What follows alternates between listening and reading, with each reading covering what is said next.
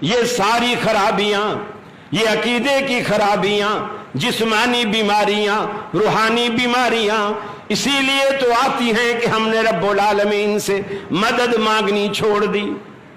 بلکہ ہم کسی سے کیا گلہ کریں، سچی بات یہ ہے اہل حدیثوں نے تو اللہ سے دعا مانگنی چھوڑ دی، دعا مانگنی چھوڑ دی۔ فتوے پہ فتویٰ، فتوے پہ فتویٰ، یہ بدعت، یہ بدعت، یہ بدعت، یہاں اجتماع نہیں کر سکتے، یہاں ہاتھ نہیں اٹھا سکتے، یہاں یہ نہیں کر سکتے، وہاں وہ نہیں کر سکتے۔ اللہ اکبر۔ مفتی صدیق صاحب کا جنازہ تھا سولجر بازار میں، علماء کافی آئے ہوئے تھے۔ ایک عالم نے جنازہ پڑھنے سے پہلے عصر یا ظہر کی نماز تھی، اس کے بعد جنازہ ہونا تھا، وہ نماز پڑھائی۔ نماز کے بعد جب نمازیوں کی طرف رخ کر کے وہ امام صاحب بیٹھے، وہ مستقل امام نہیں تھا وہاں کا، وہ کراچی کے ایک معروف جامعے سے آئے تھے، تو امام صاحب نے عزت کے طور پر اپنا مصلی انہیں دے دیا کہ آپ نماز پڑھیں۔ جب وہ سلام پھیر کے مقتدیوں کی طرف رخ کر کے بیٹھا تو پہلی صف میں کوئی بزرگ، کوئی بوڑھا بیٹھا تھا، اس نے کہا کہ حضرت کل میری آنکھ کا آپریشن ہے، آپ میرے لیے دعا فرما دیجئے، اللہ خیریت سے میرا آپریشن جو ہے یہ کامیاب کر دے۔ تو مولوی صاحب چپ کر کے اپنا تسبیح پڑھتے رہے ہاتھوں پہ۔ وہ یہ سمجھا کہ شاید میری آواز امام صاحب تک نہیں گئی، اس نے تھوڑا زور سے کہا۔ اب امام صاحب کو بھی تھوڑا غصہ آیا، ان کی بھی آواز تھوڑی تیز ہو گئی۔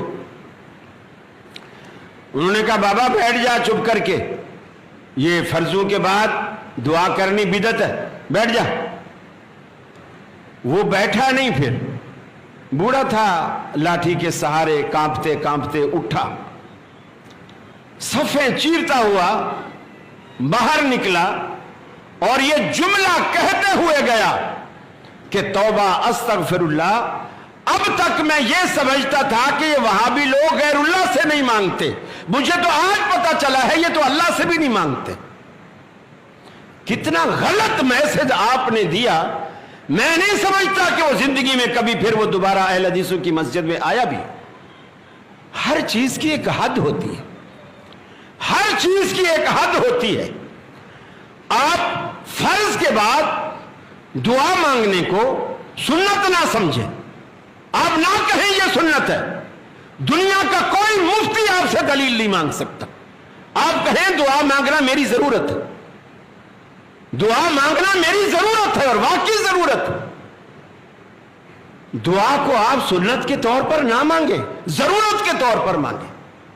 میں نے چشمہ لگایا ہوا ہے، کسی نے پوچھا مجھ سے یا جلسے کے بعد کوئی پوچھے گا قاری صاحب آپ نے چشمہ جو لگایا ہے اللہ کے رسول نے لگایا تھا؟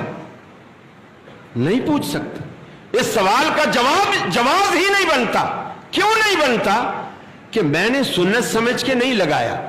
ہاں جس دن میں یہ کہنے لگ جاؤں کہ جو چشمہ لگائے بغیر درس دے گا، تقریر کرے گا، اس کو آدھا ثواب ملے گا، اور چشمہ لگا کے درس دے گا تو پورا ثواب ملے گا۔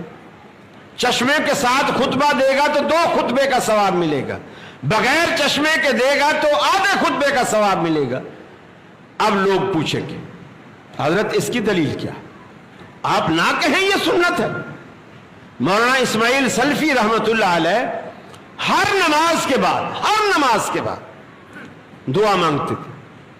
اب ظاہر بات ہے اہل حدیثوں کو ایسی باتیں کہاں ہضم ہوتی ہیں۔ نوجوان لڑکے نے پوچھ لیا کہ حضرت ہم اس مسجد میں بھی جاتے ہیں، وہ لوگ تو فرضوں کے بعد دعا نہیں مانگتے، آپ ہر نماز میں ہاتھ اٹھائے بیٹھے ہوتے ہیں، ہر نماز میں دعا مانگ رہے ہوتے ہیں۔